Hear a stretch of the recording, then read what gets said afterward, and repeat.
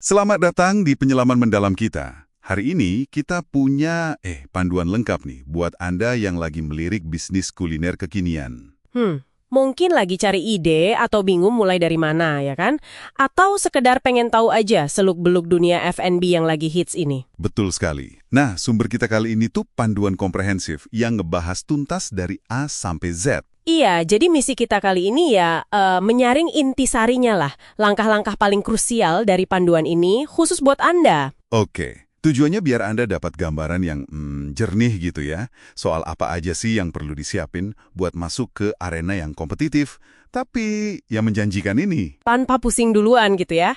Nah, itu dia. Tanpa merasa tenggelam dalam lautan informasi. Oke deh, mari kita langsung bedah aja.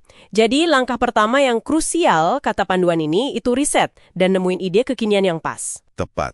Ini nekenin pentingnya ngamatin apa yang lagi viral di medsos. Kayak TikTok, Instagram, blog makanan juga. Lagi hits apa nih? Kopi rasa unik, dessert fusion, makanan sehat, atau yang pedes gila. Iya. Tapi lebih dari itu, kita perlu pahami kenapa sih itu diminati? Apa karena rasanya, penampilannya, atau ceritanya? Oh, jadi lebih dalam ya? Iya, dan jangan lupa juga tentukan target pasar Anda. Siapa? Remaja, pekerja kantoran, keluarga. Bener juga. Nah, ini bakal ngaruh banget ke menu, harga, sampai cara promosi nanti. Oke, jadi setelah riset pasar dan tahu targetnya, gimana biar konsep kita tuh unik? Tadi disebut soal USP? Ya, Unique Selling Proposition atau USP. Sederhananya gini, ini tuh alasan kuat kenapa pelanggan harus milih Anda, bukan yang lain. Oke. Apa sih yang bikin Anda beda? Nah, sumber kita kasih contoh menarik nih. USP itu bukan cuma soal resep inovatif atau bahan premium aja. Oh iya, terus apa lagi? Bisa juga pengalaman unik. Misalnya, kemasan ramah lingkungan yang interaktif gitu. Atau ada cerita menyentuh di balik menu Anda. Wah, menarik. Mungkin kopi susu kelapa bakar. Atau cireng isi rendang gitu. Kuncinya, diferensiasi. Jadi bukan cuma soal rasa ya ternyata. Oke. Konsep unik udah di tangan. Langkah berikutnya, perencanaan sama legalitas. Nah, ini nih bagian yang sering bikin pusing ya. Bisa jadi. Tapi ini fondasi penting banget loh. Tuangkan konsep tadi ke dalam rencana bisnis yang jelas. Rencana bisnis ya? Iya, hitung modal awalnya, biaya sewa kalau perlu, alat masak, bahan baku awal, desain kemasan, biaya promosi, plus jangan lupakan izin. Nah, izin ini sumber dananya juga ya? Betul. Sumber dana juga perlu dipikirin. Mau dari tabungan pribadi, pinjaman bank, atau cari investor. Oke. Terus analisis SWOT itu loh. Lihat kekuatan, kelemahan, peluang sama ancaman bisnis Anda ini juga disaranin banget di sini. Biar kita bisa memetakan posisi kita secara realistis gitu. Paham. Lalu soal izin-izin tadi. Ada NIB, PIRT, BPOM. Agak membingungkan sih kadang. Oke, kita urai dikit ya. NIB, nomor induk berusaha, itu kayak KTP buat bisnis Anda lah. Sekarang bisa diurus online lewat sistem OSS. Oh, OSS ya. Oke. Iya, Online Single Submission. Penting ini sebagai identitas legal. Nah, buat produk makanan kemasan, ada PIRT. PIRT. Pangan Industri Rumah Tangga.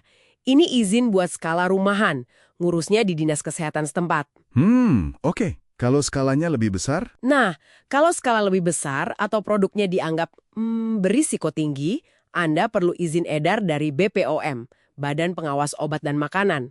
BPOM. Sip. Terus urus juga sertifikasi halal kalau memang relevan ya sama target pasar Anda. Ini faktor kepercayaan yang gede banget. Bener juga. Memang kelihatannya ribet ya, tapi ini investasi jangka panjang buat kredibilitas bisnis. Paham. Jadi legalitas ini emang buat bangun kepercayaan ya? Oke deh, rencana matang, izin mulai diurus. Sekarang kita ngomongin dapurnya nih, produksi sama operasional. Nah, di sini nih, kebersihan itu harga mati. Nggak bisa ditawar, apalagi ini makanan kan? Betul. Putuskan lokasi produksinya. Dapur rumah udah cukup di awal, atau perlu sewa tempat khusus? Lalu, cari supplier bahan baku yang bisa diandalin, kualitas sama konsistensinya. Yang nggak kalah vital, hitung food cost. Food cost ya? Iya, total biaya semua bahan baku buat bikin satu porsi produk. Ini harus cermat banget ngitungnya. Kenapa tuh? Salah hitung di sini. Wah, bisa-bisa Anda kerja bakti, alias nggak untung.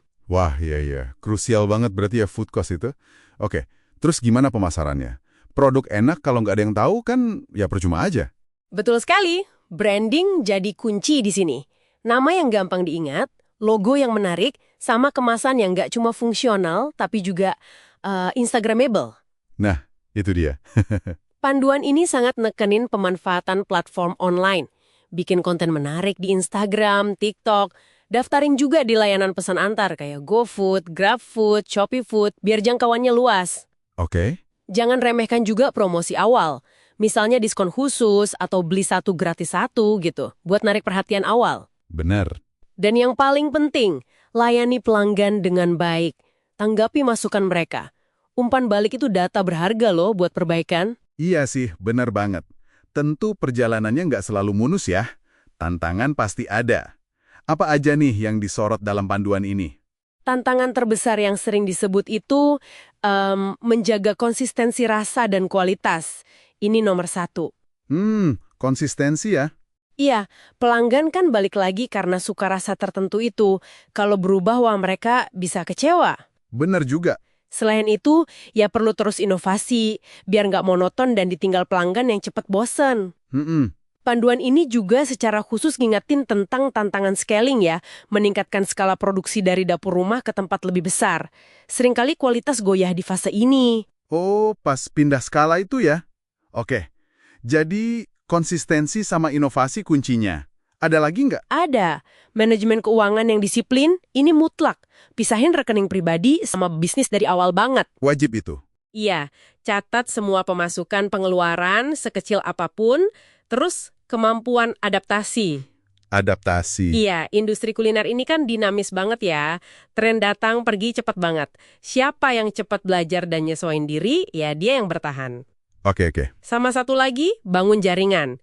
Sama sesama pebisnis, sama supplier, itu sangat ngebantu. Bisa saling bagi info, dukungan. Jadi, kalau kita simpulkan nih ya, memulai bisnis kuliner kekinian itu ternyata, wah paket lengkap ya. Bukan cuma soal resep enak doang. Tapi butuh riset pasar yang tajam, konsep yang unik, perencanaan matang, legalitasnya beres, strategi pemasaran cerdas, operasional rapi. Dan yang terpenting, Nah iya, yang terpenting, konsistensi sama kemampuan adaptasi itu tadi. persis. Panduan ini nyediain peta jalan yang sangat berguna sih. Tapi ya, setelah nyerap semua ini, ada satu pertanyaan reflektif nih yang mungkin perlu Anda renungkan lebih dalam. Apa tuh?